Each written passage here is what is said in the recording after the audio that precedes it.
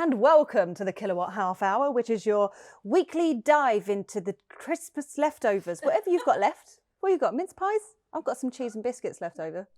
I'm still on turkey sandwiches. Are you? Yeah. Yeah. I love it. It's my favourite thing. Pickles are my favourite bits. Anyway, we digress. This week we're going to be looking back at some of our highlights and lowlights of 2024 and sharing our hopes and dreams. Well, those that we're allowed to share here for an even more electrifying 2025. Welcome to the Kilowatt Half Hour. I'm Nicola. Are you still tipsy from yesterday? Yes. Yes, she is.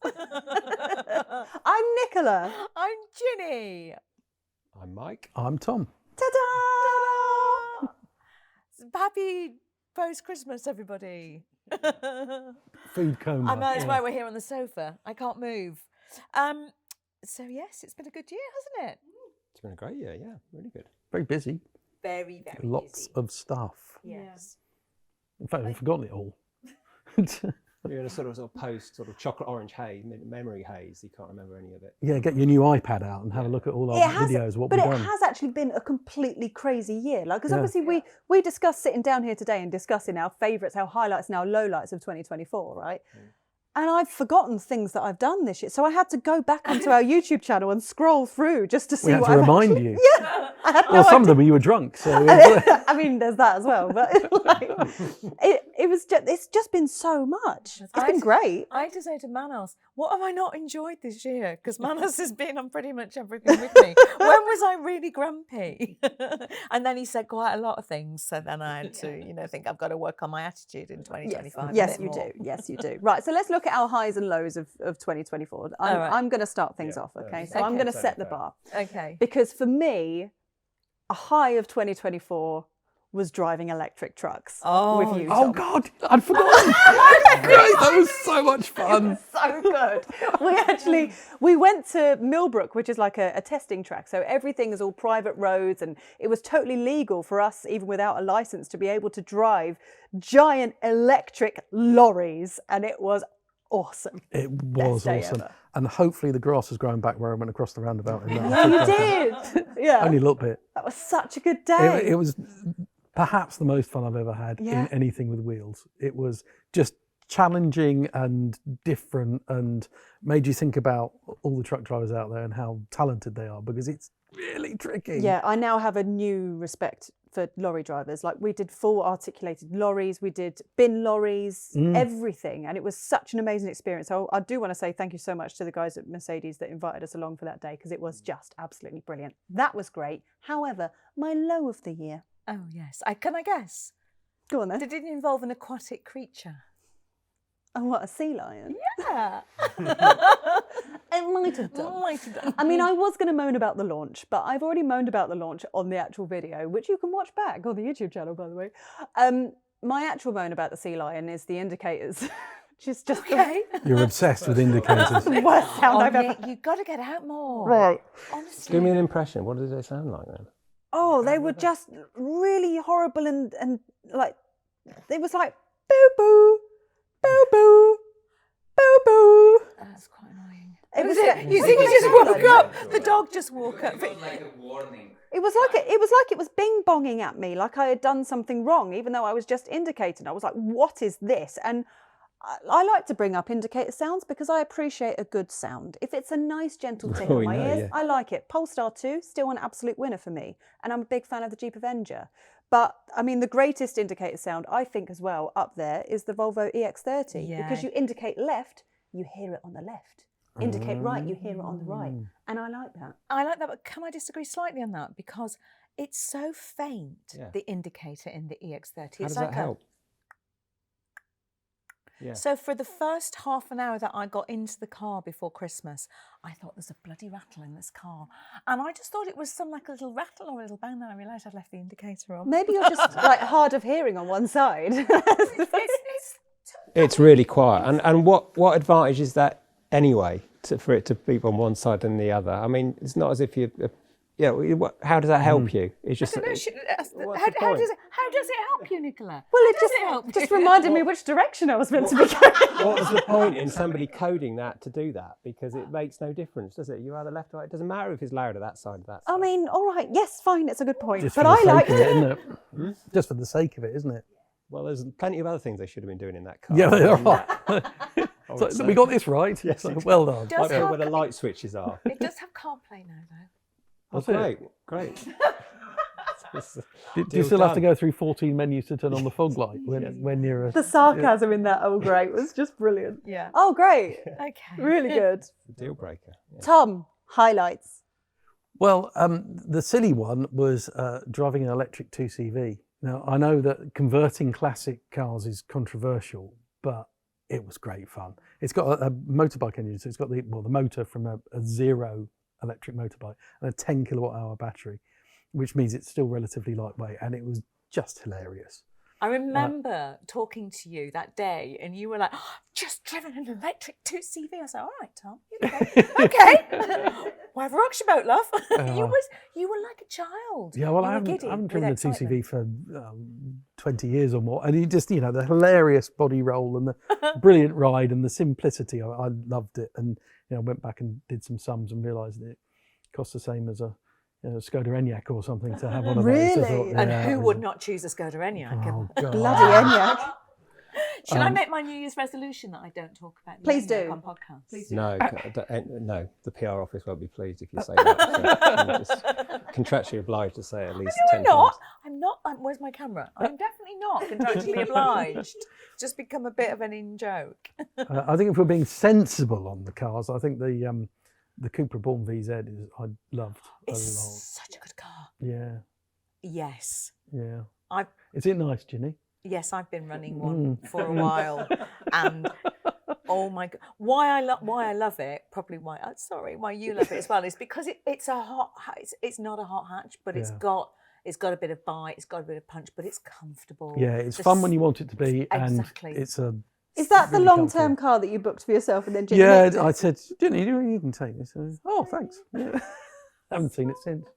Sorry. Poor thing. Soz. I would have loved it. It's also not cleaned been cleaned in 4 months. it. Yeah, I would have kept it clean. So is that your low light, losing?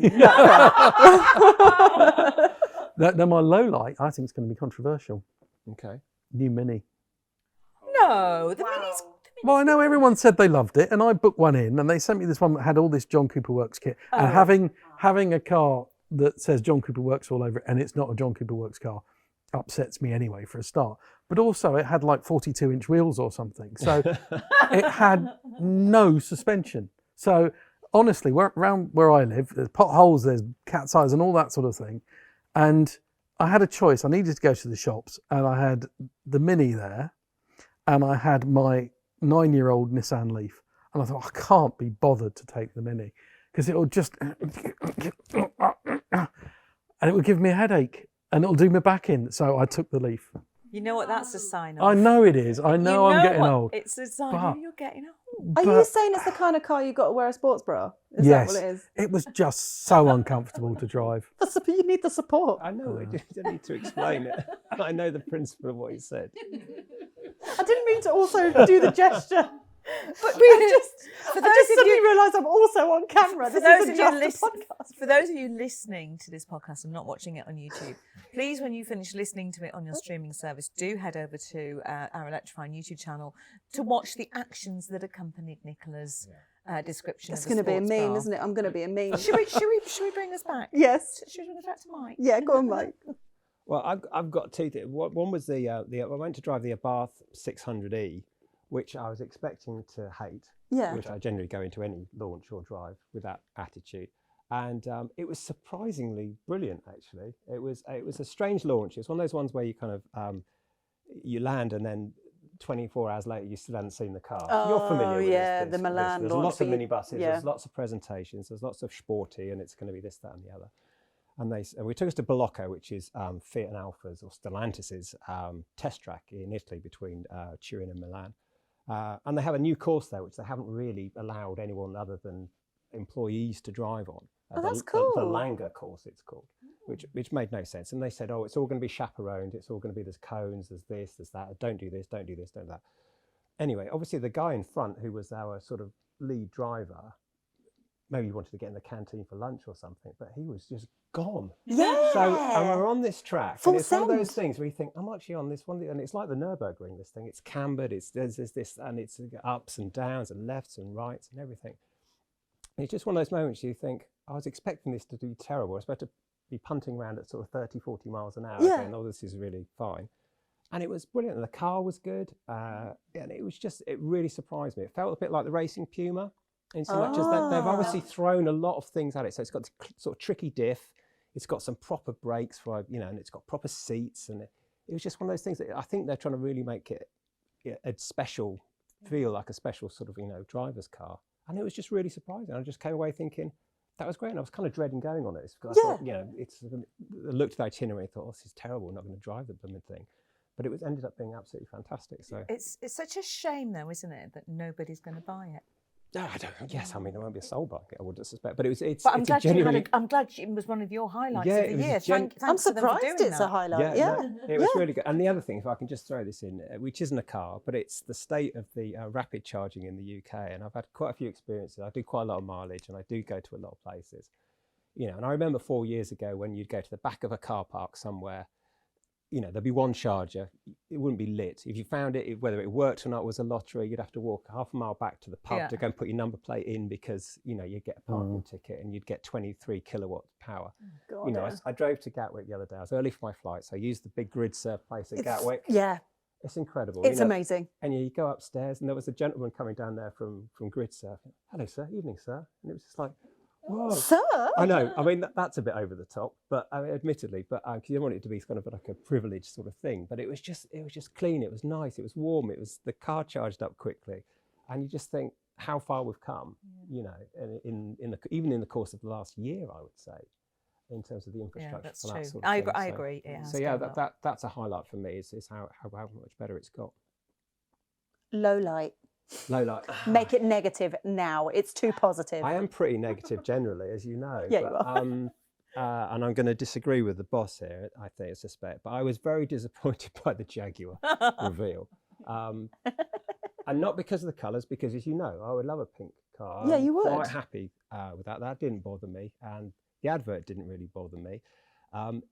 But I think there's a wasted opportunity. This is a chance for Jaguar to reboot, and based on that concept car, which I felt was a little bit lazy, if I'm honest. I think it's a little. Well, I don't think there was much to it. I mean, I know they want to leave the past behind, and there are supposed to be references to previous cars in that sort of profile of the car, but it just seems such a golden opportunity to reboot Jaguar, and I'm not entirely sure that's it. Yes, it's made a lot of noise, but then, lots of things make a lot of noise. Doesn't necessarily mean it's positive. But listen, everything I've said I like, turns out bombs. No one buys it and the company goes bankrupt, and vice versa. So I imagine me not liking it is music to Jaguar's ears, I suspect. That's what I said. I don't think you're the only one. I think there's lots of people in the comments below, if they're watching this on YouTube, are going, I agree with Mike. But it's not from the kind of, Nigel Farage sort of level of knee-jerk. It's not an E-Type, it needs to be a V8 or anything. I don't care about that. I'm quite happy with Jaguar being electric. I think it's fantastic, but I just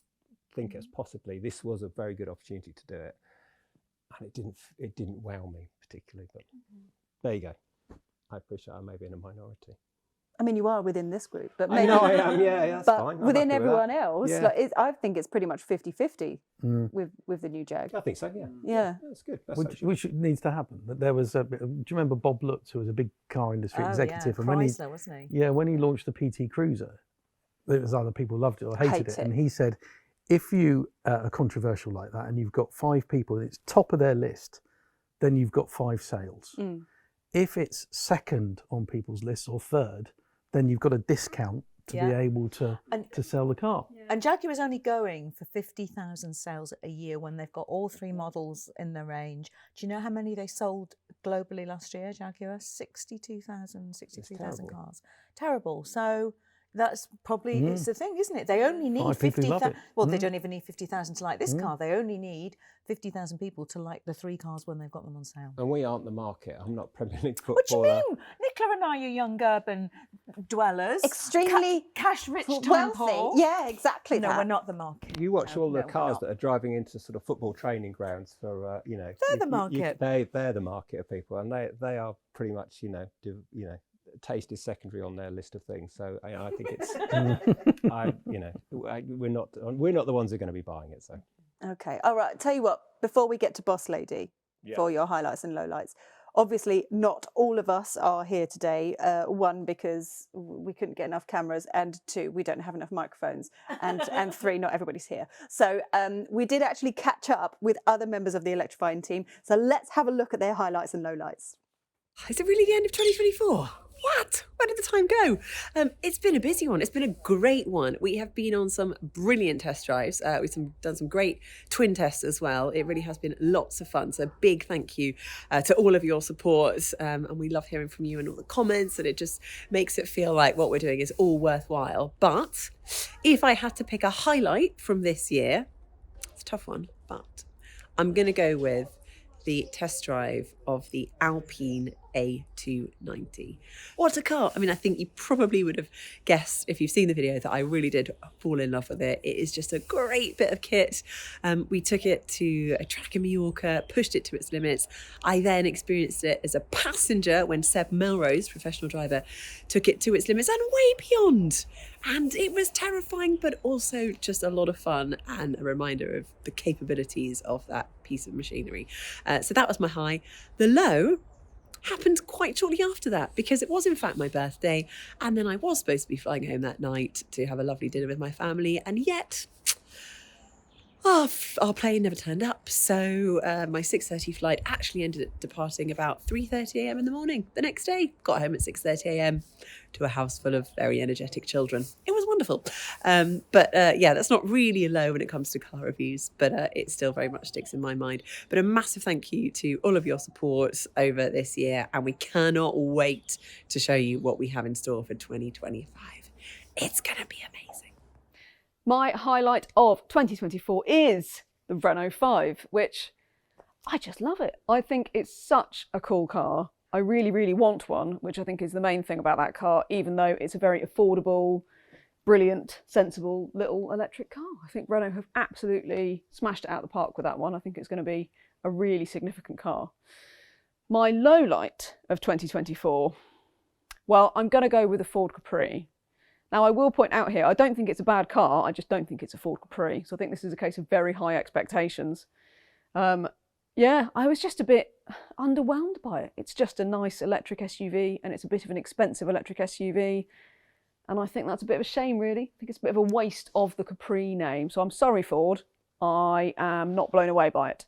But nonetheless, there's been some great cars out in 2024, and that is my high and my low. So, what is my highlight of 2024?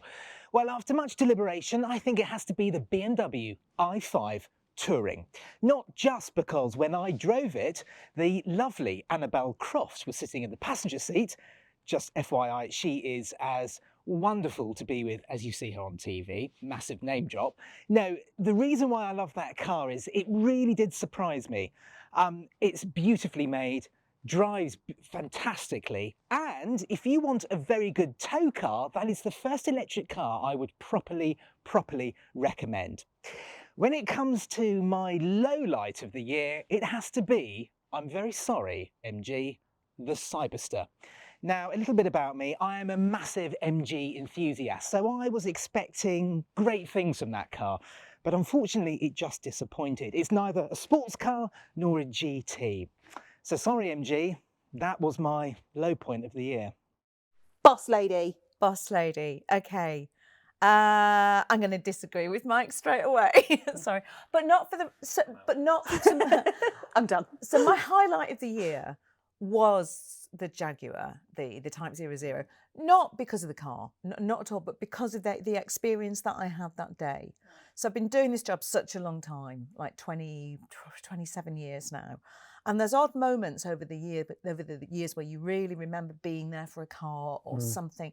And whatever we say about the car, whatever happens to Jaguar, to be there on that day, to go through all the presentations to it, and then they took us through this kind of crystal maze type tunnel where we were introduced to the materials and the new brand assets and the new logo, and then it was all very dramatic how they revealed Mike's the car. face is so funny. It was just the chance. It was just that experience of being there. And I was talking to Steve Cropley, who a lot of us we all know, long-standing journalist, and we both said, irrespective of what people say, we both felt a bit emotional that day. And I love this job because of, my granddad loved cars and my dad loved cars. And I just remember thinking, God, my granddad would be so proud of me being there today. And sometimes you do have these moments where we see and do things that we're very privileged to do. And it was great to be there at the reinvention of a car company. And we don't often get the chance to see that. So not going to talk about the car because we've talked about it a lot and it is really divisive, but it was the opportunity to be there to see that. Which It's actually quite lovely. was it? I don't like it. Now say something negative. Okay, Capri. I knew it. I knew it.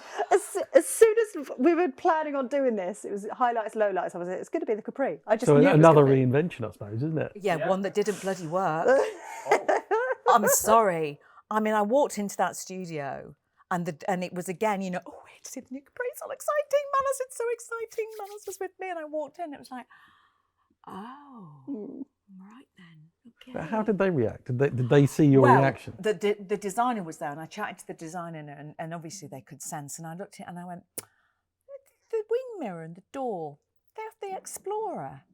And he went, well, yes, they might be, but nobody has commented on that. So lazy. I mean, it's just the Explorer. It's got the same doors and wing mirrors as the Explorer. It was. I felt cheated, is what I felt. I felt cheated. I felt dirty. I felt like I'd been stood up on a date with the most, like all of the. I did. All of those things. I felt like I'd been ghosted or like I'd been catfished. Catfished. Yeah. I felt like they'd lured me there under false pretenses and then they showed me. Sorry, okay, should I calm down now? It's always going to be their kind of ID5 to their ID4, wasn't it? Literally. Well, don't call it the Capri. And so what I'm trying to do in a very clumsy way is saying, is it the name that bothers you the most?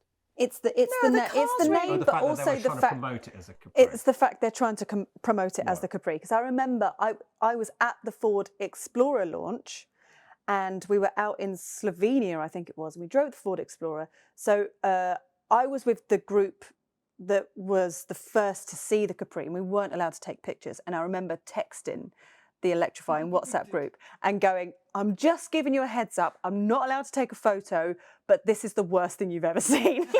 And I was like, you wouldn't have wanted to take a photo. Extremely disappointed. Even if you'd had your camera, you'd have been like, no, I don't want a picture but of that. the whole build-up was the original Capri. This is from the 70s and all these old clips of the Capri. Oh my God, amazing, amazing. And then they pulled back this curtain and no one applauded. It was so uncomfortable. I know. Oh God. But then we did, I did the first drive and we stuck some Mondeo stickers on it. So it's fine now. We're calling it a Mondeo. It's much better as a Mondeo. Yeah. I like it a lot better as that. Yeah. But I still don't love it. But at least, it's a bit more honest. Well, here's my point about this. I understand there's all the fuss and they've been talked about a lot because of it. Yeah. Now we all got similarly upset when the Puma came out, which was, we went, the Puma was a lovely little coupe, and now it's this mini SUV and blah blah blah blah blah blah. Britain's best-selling car. But I still don't like it. There's a difference though. There's a difference. I had the original Puma. I had that coupe Puma and I loved it. His name was Percy and I loved him to death. When they relaunched the Puma, I went, oh no, I can't believe they're doing that. I'm absolutely livid. And then they showed me the car and I went, I can see it. I can see the nods. I can see the bug eyes. I can see where they had kind of made the connection and just made it slightly bigger. And I was like, okay, fine. You can't see the nods in a Capri. True. You can't see it. There's that it's that little metal bit where you get your fingers stuck in the steering wheel and that's it. And when they have to write it in... Thank you for watching. When they have to write it in the press pack to that's tell true. you Yeah. that you know then that last they've resort, isn't it? completely Yeah. Anyway, Yeah. Don't do that again to me, Ford. Don't do that again in 2025, please. Come on, Manos, come and sit down. We're bringing Manos onto the podcast, who is our fifth member of the team. You don't have a microphone, just talk really loud. I will talk here. Hello. Talk here. Right, we've got Manos joined us. Come on. So my highlight on a sarcasm level and how fun I had on the day was when me and Nicola went to do the Alfa Romeo Milano review. Oh God. Was she drunk again? No. They changed the name of the car the time when we were landing in Milan. And there were all people around from Alfa Romeo taking badges off the original car and putting Alfa Romeo Junior badges on and stuff like that. Forgot about that. That's my highlight on a fun level I had Yeah, this year yeah. because we had a lot of fun about Yeah. it. Cars wise, I think Polestar 3.